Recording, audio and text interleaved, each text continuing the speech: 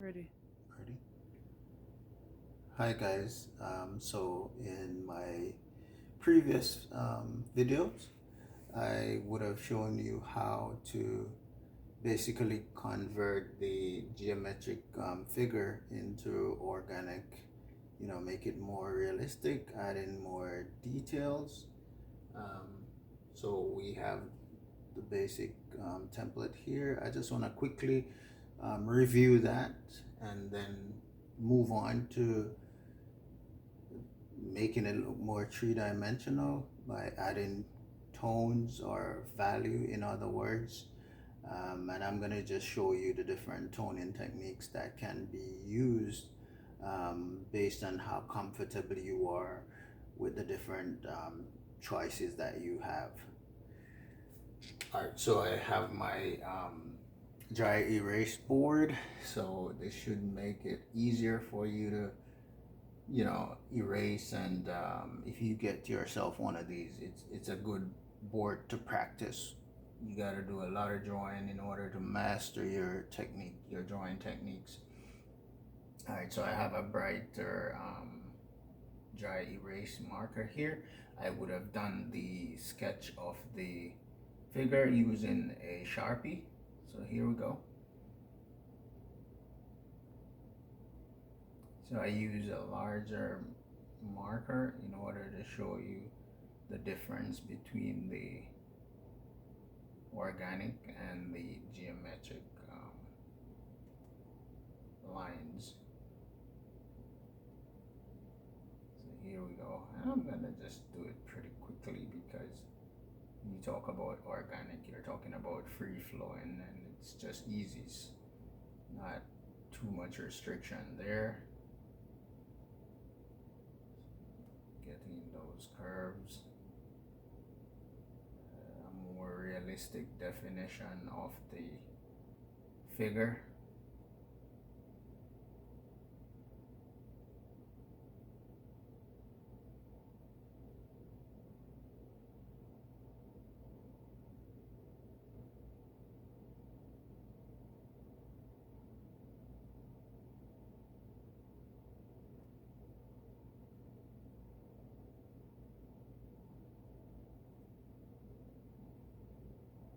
Do not be afraid to erase. The eraser is also an important tool to make corrections and make the necessary adjustments.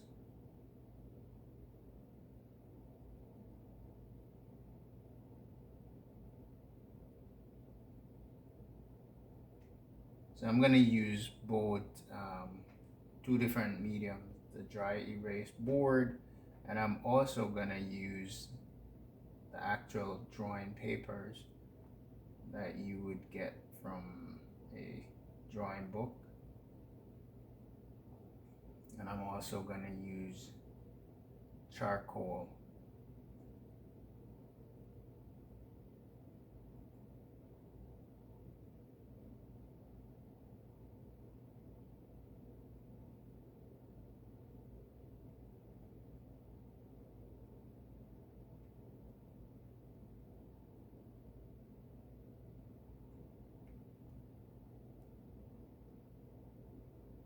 Trying to get the proportions correct as best as I possibly can.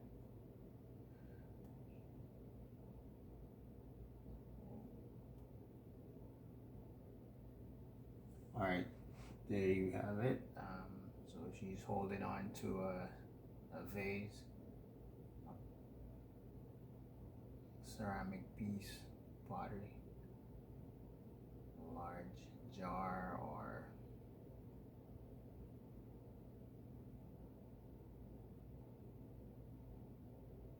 give it more character. All right, good. So there you have it.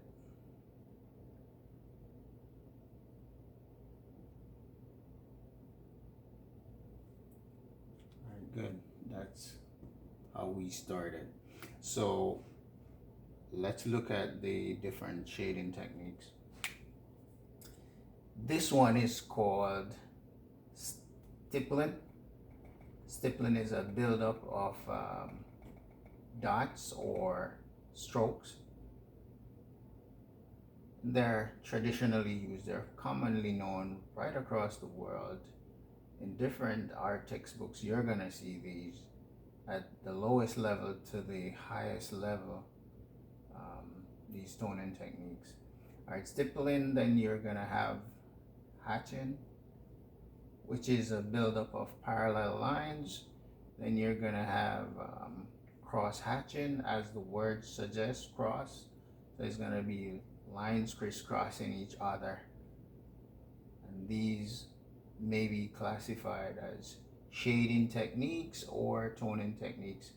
They capture the dark areas, the dark spot. All right, so you have to apply these to the shades, to the shadows, to the dark areas, and you have to meticulously do that. Then you're gonna have another one that is commonly used. Some folks are not too particular with it. You can use any one of the toning technique, and then you can smear it with your thumb, or you can smear it with piece of cotton or tissue. All right, so always remember that a dynamic drawing that will look 3D needs to have the variety of tones from the darkest area to the mid tones, and to the lightest area. Okay, good. So these are more commonly known in drawings. So this one was the one we were working on, actual one on paper. This is a charcoal pencil. So I'm gonna apply the hatching technique to it.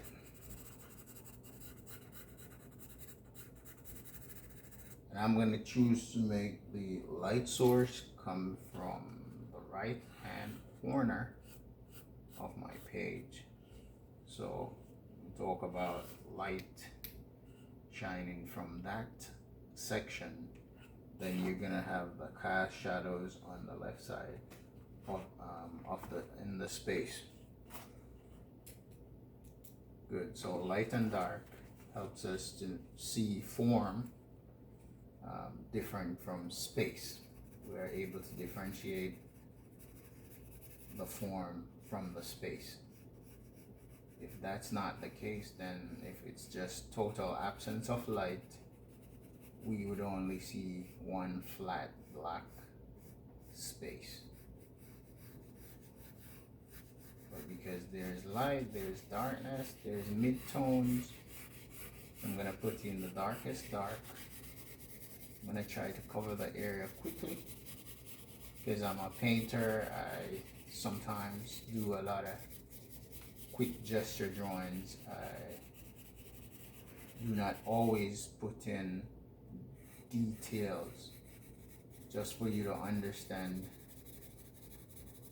how important it is to have light and dark as opposed to details or definition. But just to bring out the form, to give it that 3D quality that you're looking for, I'm going to put in the darkest dark, which is black, and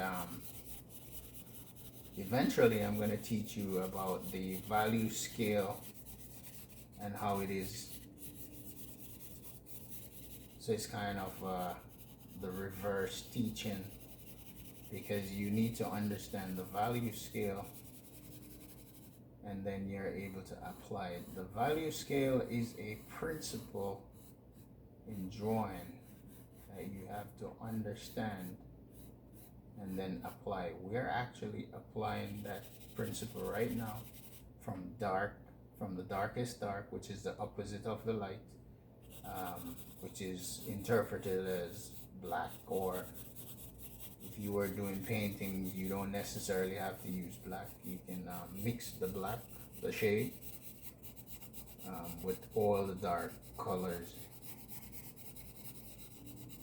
and then you'd have a nice shade. That shadows are like spirits. Like, it's very airy. It moves. You can look at shadows moving across when there's a cloud that block or obscure the sun. And you can see that shadow moving across. So we can cast our shadow right there. Right there.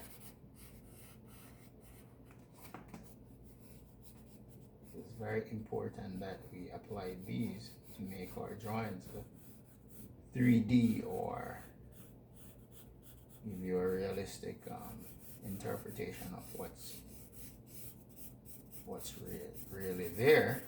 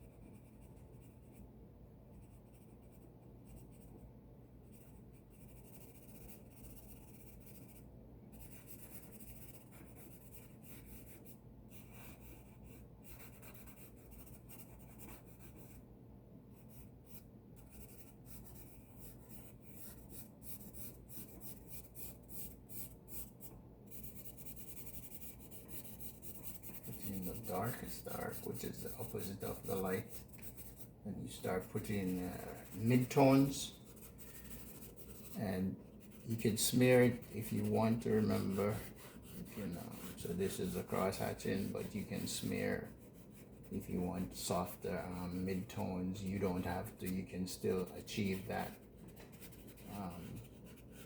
if you're patient enough to apply the hatching technique in the middle. Give the midtones.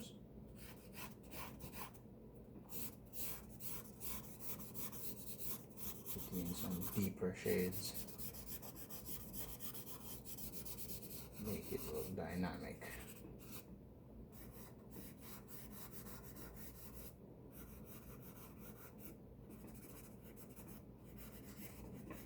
More contrasting.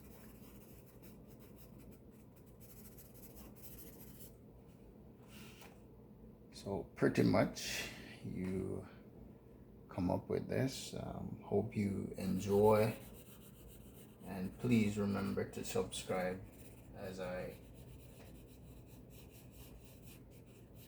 we explore the different art forms, art techniques, and art principles. Please remember to like also. Thank you. Take care.